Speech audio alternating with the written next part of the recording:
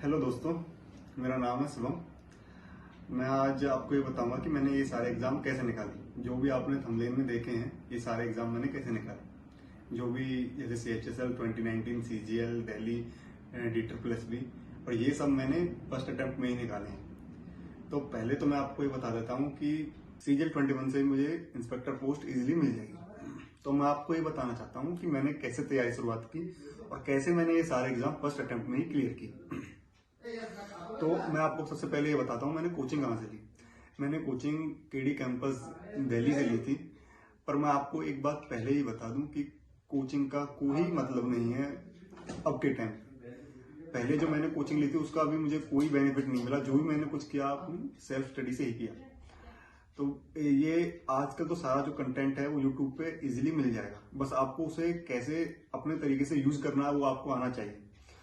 बस मैं आपको एक बात बताना चाहता हूँ कि आप 8 मंथ तक अगर 7 to 8 आवर डेली पढ़ते हो तो आप कोई भी एग्जाम निकाल दोगे, चाहे वो SSC हो, कोई स्टेट एग्जाम हो या बैंक हो।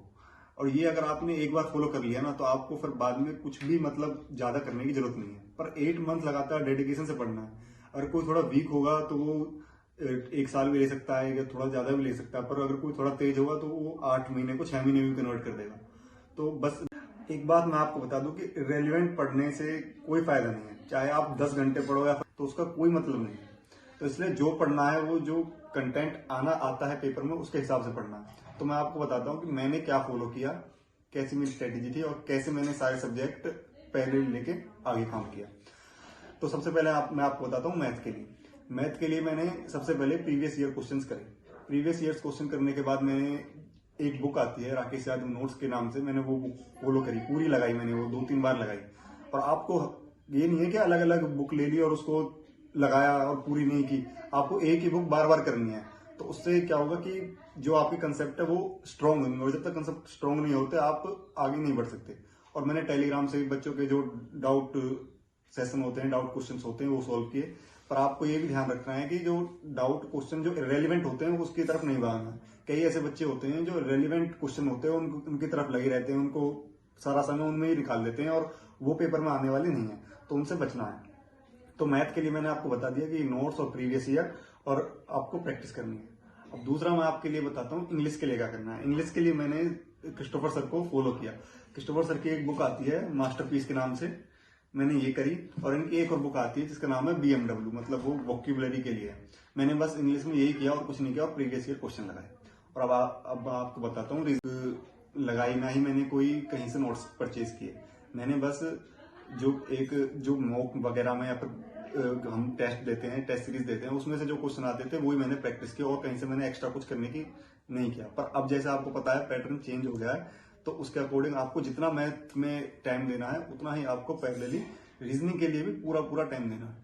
तो रीजनिंग के लिए मैं आपको एक सर को सजेस्ट कर देता हूँ जो मतलब बहुत ही अच्छे हैं रीजनिंग के लिए, पीयूष वासने सर। उनकी एक बुक भी है और उनके नोट्स भी है और उनका चैनल भी है, आप उनको चेक कर सकते हो। और मतलब जो उनका कंटेंट है वो यूट्यूब पे भी फ्री है। अगर आप उनकी बुक से और यूट्यूब से पढ़ोगे तो आप इजीली कर लोगे।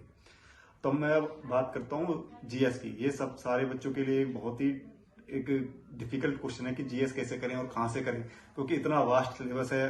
कोई मतलब इसका कोई तोड़ ही नहीं है कि इसको कोई 100% कर देगा। तो इसके लिए बस एक यही है कि आप 1 या 2 दिनों में इसको नहीं कवर कर सकते। आपको कंटिन्यूसली इसके लिए करना ही है। मतलब ये नहीं है कि एक दिन पढ़ लिया, 2 दिन पढ़ लिया, रोज रेगुलर पढ़ना है और बहुत मतलब महीनों तक पढ़ना है। तो इसके लिए मैं आपको सजेस्ट करता हूँ कि ल्यूसेंट की बुक लेके आओ। ल्यूसेंट की बुक में क्या करना है आपको, ये ल्यूसेंट की बुक आती है, ये हिंदी वाली है, एक इंग्लिश वाली भी आती है।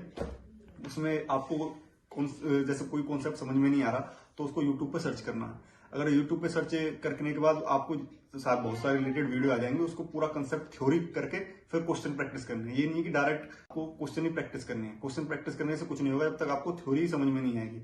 अगर आपने एक बार थ्योरी कर ली तो आप जितने क्वेश्चन है उतने प्रैक्टिस लगाओ। और अब एक SSC ने थोड़ा ट्रेंड, जब से TCS पेपर लेने लगा है तो SSC का ट्रेंड ज्यादातर स्टैटिक पार्ट पे होता है। तो आपको स्टैटिक पे बहुत ज्यादा ध्यान देना है। स्टैटिक में जो लास्ट में ल्यूसेंट के लास्ट में एक स्टैटिक के नाम से पूरा टॉपिक है, उसमें 60-70 मतलब टॉपिक्स हैं, वो सारे स्टैटिक्स आपको कवर करने हैं।